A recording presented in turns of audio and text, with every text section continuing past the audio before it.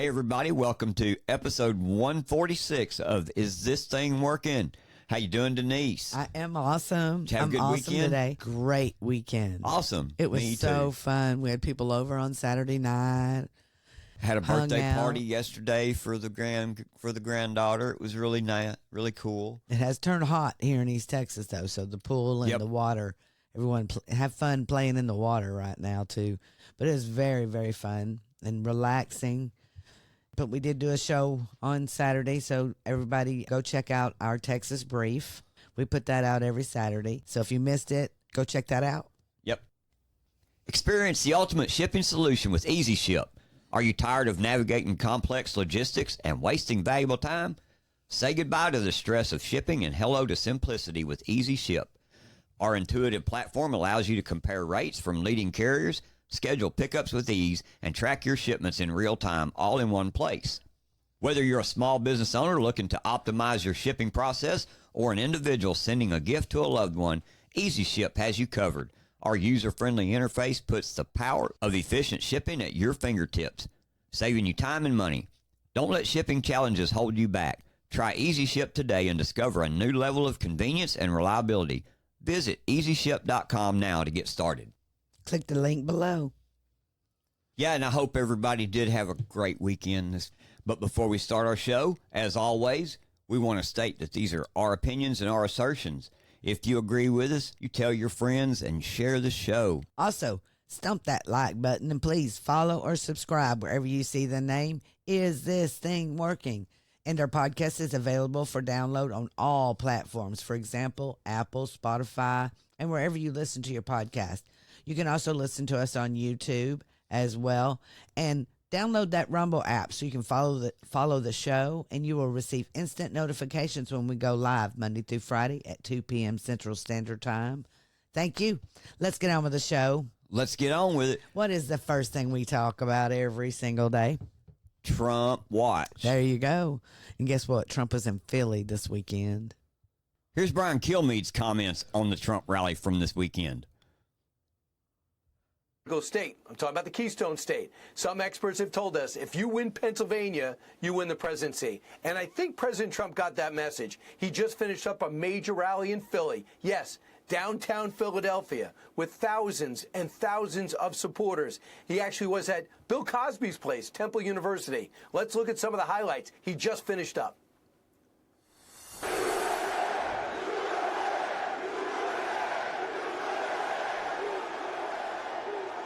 Hello, Pennsylvania. It's good to be with you. Less than 4 years ago, our border was secure. Inflation was nowhere to be seen. The world was at peace. They respected your country. And America was strong like never before. All because you finally had a president who put America first. I put America. That's what we America need first. back. We need a president that loves our country back. I know, man. in Philadelphia, man, they showed up for him. Yes, they did. And it was kind of crazy because, on the other side, over there in New York, in the Bronx, what the New York Post called them this morning was a goon squad. And I think that's perfect for the. Oh, my gosh. I just looked at their little bitty rally that they had going on. With AOC screaming like a lunatic and Jamal Bowman holding up bar stools. And, yeah. What was going on with all that? Does those people really like that kind of stuff? I don't know. And the polar opposites of the rallies is what we really want to point out is the fun and love that goes on at a Trump rally versus the goon squad. Yeah, and we've been to Trump rallies, and it's no joke, man. I mean, when you go there, people are super friendly with you. They're interested in you, and they want to meet you, and they want to talk to you, and You can just feel the love. You can't help but, what do they say? You can't help but reciprocate, and in turn find out about them. We met a lot of interesting people during the Trump rallies that we went to. Yes. Yeah, it's really awesome. I wish it would come closer to Texas. If you ever so get a that we chance could to go to one, go to one. Yes. Yeah, see what Do. we're talking about. And you can see the front row Joes because they show up at every Trump rally. So, this is a movement, folks, and we invite you to come and join it with us. And what we really want you to do is to tune in on Thursday night to the debate between Biden and President Trump. And what's funny is CNN is going to be putting out this debate. And right now, all over social media, you know, Jake Tapper, he's the fellow that's going to be the moderator at the debate. So this is going to be interesting to watch. Fox News is telling everybody it's simulcasting, which I think is funny because they repeat it often. They're going to be simulcasting CNN. They're in a ratings war now with CNN. Just bring the debate too. I guess everybody after 2020, nobody really wanted Fox to do a debate this year. I'm not a fan of CNN doing it. You know how it's going to be. Yes, you do. They're going. President Trump's going to be shut off every time he talks. Like you mentioned, this is the moment that President Trump begins to speak on any issue. If he begins to get out of line, what do you think they're going to do? They're going to shut him up. They're going to shut his mic off. Here's a preview of how it's going to be because this is CNN. Like I said, this is Casey Hunt interviewing Caroline Leavitt. And the moment that Caroline Leavitt brings up Jake Tapper, spending years comparing Trump to Adolf Hitler, watch what happens. Here we go. It takes someone 5 minutes to Google Jake Tapper, Donald Trump, to see that Jake Tapper has consistently stop this interview if you're going to keep President attacking Trump my to Adolf Hitler. Ma'am, I'm going to stop this interview if you continue to attack my colleagues. I would like to talk about Joe Biden and Donald Trump, who you work for. Yes. If you are here to speak on his behalf, I am willing to have this conversation. I am stating facts that your colleagues have stated in the past. Okay. Now, I'm sorry, guys. We're going to come back out to the panel. Caroline, thank you very much for your time. You are welcome to come back at any point. She is welcome to come back and speak about Donald Trump, and Donald Trump will have equal time to Joe Biden when they both join us now at later this week in Atlanta for this debate. Boy, howdy, she sounded pretty angry, didn't she? Like, how dare you come on here and do that? You know, she was so angry she couldn't even get out her words. Well, yeah, and technically, Caroline Leavitt was talking about President Trump because this is something that President Trump has said about Jake Tapper, and Jake Tapper has repeatedly compared President Trump to Adolf Hitler. All Caroline Leavitt was doing was bringing up something that your own colleague said. Yes, and why people are worried about the CNN debate with Jake Tapper being a moderator. Yeah. That's exactly, everyone is concerned about that. Well, why would he be the one that was chosen? Why not someone else? It's going to be a circus. It's going to be a clown show. Let's check it out, man. Like everything else that's going on with these lawfare that's going on with President Trump.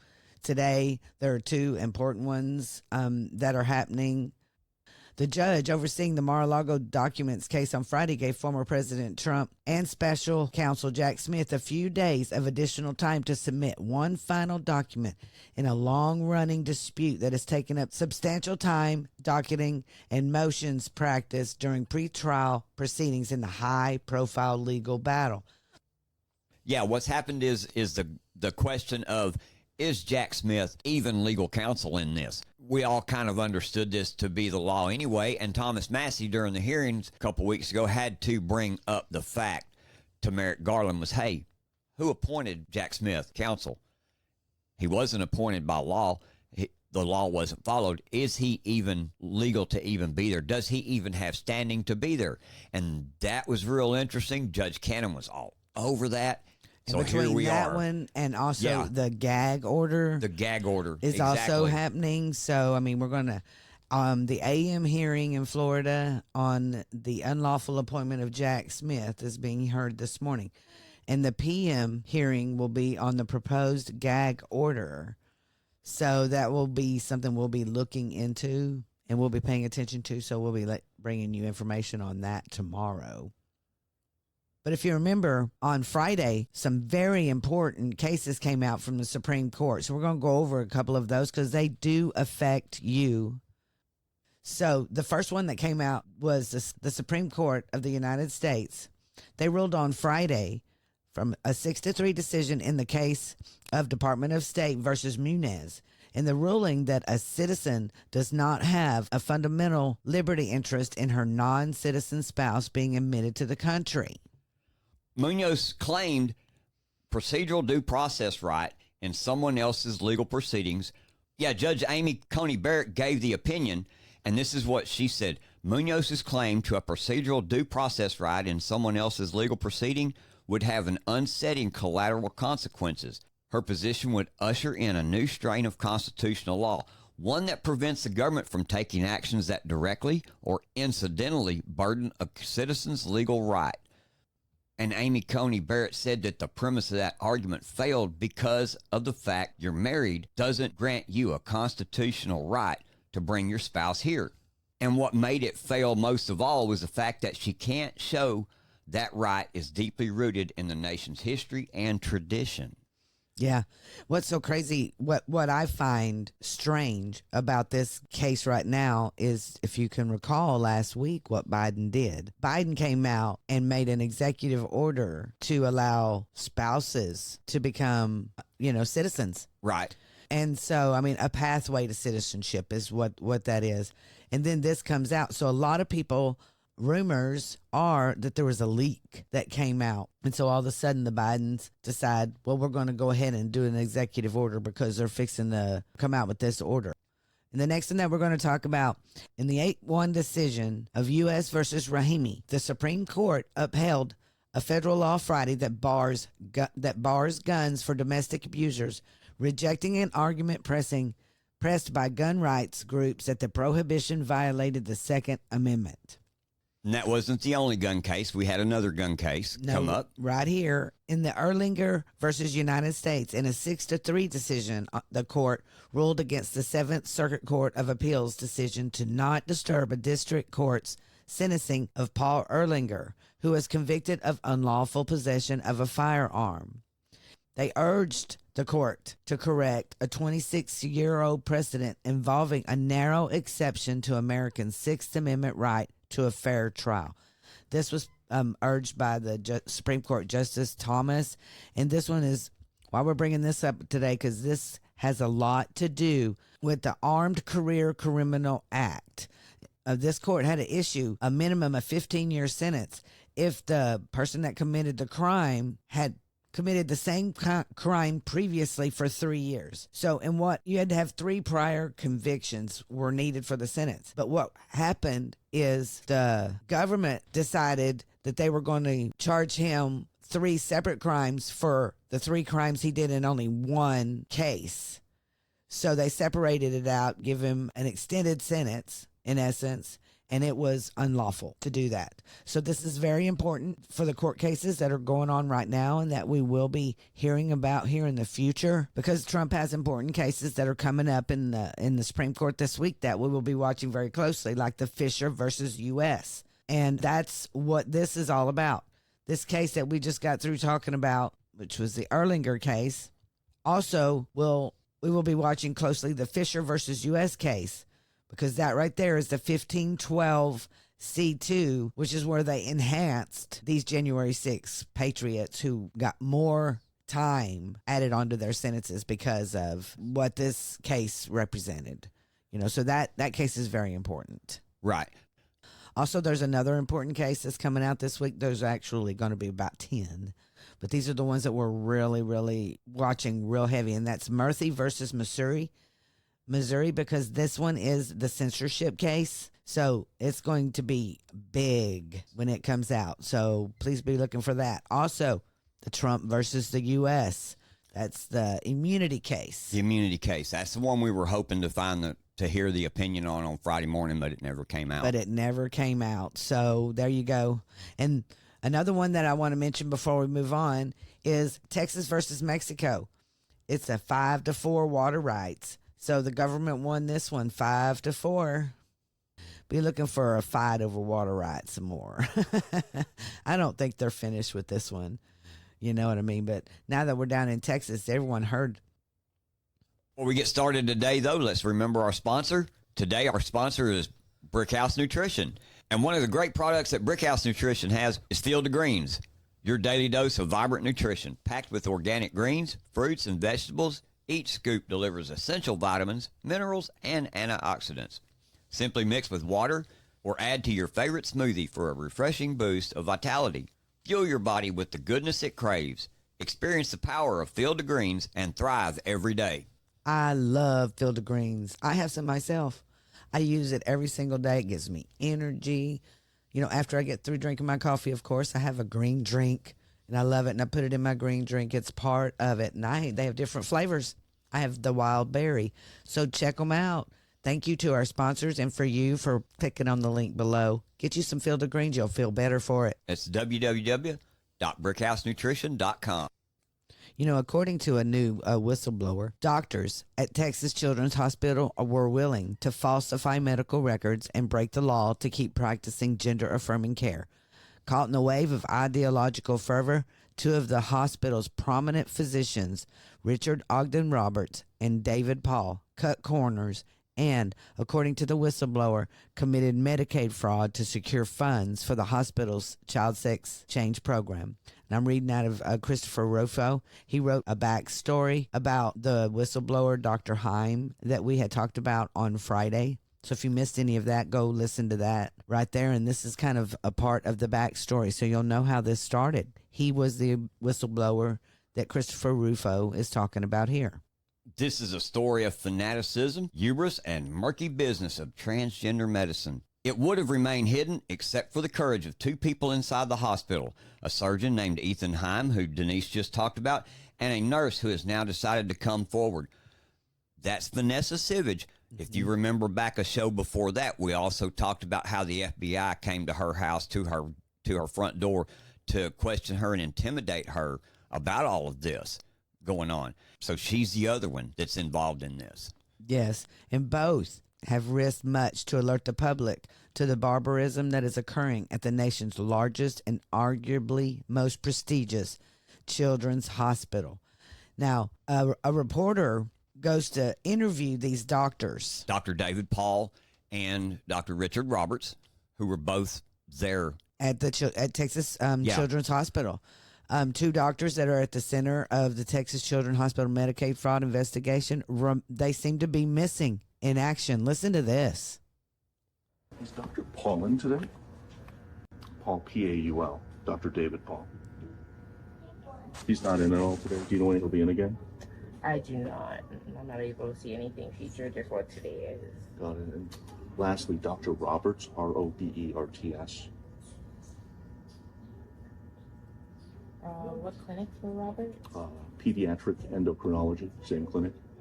Not seeing anything on mine at all. Okay, it doesn't show when he's going to be back in. Got it. All right, no, I appreciate that. I've also been speaking to several neighbors who know Dr. David Paul. He lives in this townhouse complex. We've been here several times now, and there's been virtually no movement. Neighbors confirmed that as well. We've rang his doorbell numerous times, and we're going to do it one more time.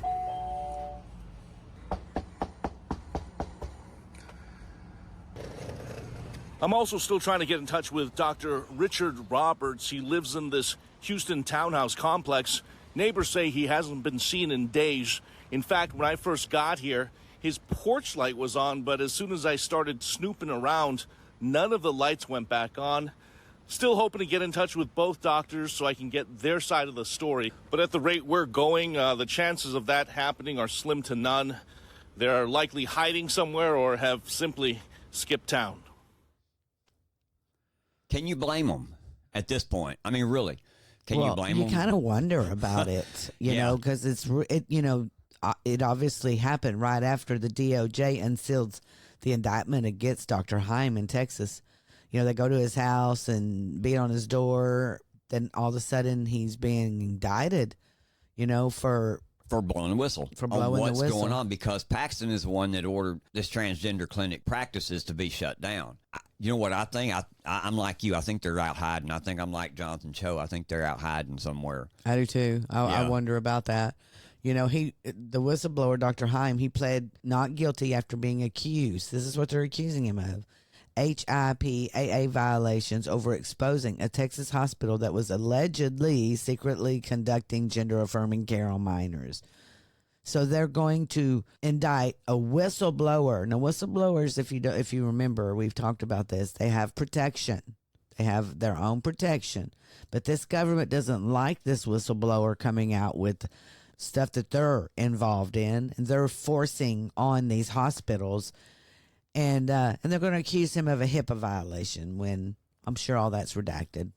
And the absurdity of it is, like you say, they're going to charge him with a HIPAA violation when actually what he's done is brought to light more corruption and more fraud by these guys. And instead, like we talked about the other day, instead of living in a right side world, not upside down world and clown world like we live in nowadays, when a whistleblower comes out and brings out breaking news about fraud and about these kind of things, instead of the system going after those doctors, they turn around and come after the whistleblower. And now the doctors are gone. That's why they are in hiding. Who's hiding them? Are they doing this on their own? Or is the government hiding them? You know, the government's paid them a whole lot of money. You know, so we'll be keeping an eye on this and bringing this up. Going to be a crazy week, folks. So we're going to have breaking news, so much going on. There's also things going on here in Texas we will be talking about. So please stay tuned for this week, because we're going to be bringing up past shows to show you the timeline of what they're doing with NGOs. So we will be delving really deep into that in the coming days. So please stay tuned. It's going to be interesting. Is this thing working? Rise up. Well, hey, everybody, that's it for today. Thanks for listening, and I hope you've enjoyed the show. Hope you've learned some things about what's going on around us in the nation and in your communities. You know, we couldn't do this without your continued support either. We appreciate all of you showing up, taking the time to listen to us today. So please, like I say, make sure to hit the like button, share our show with all your friends. We'll see you next time on Is This Thing Working? And as always, I'm James, and that's my lovely co-host over there, Denise. And we'll see you next time. We're out.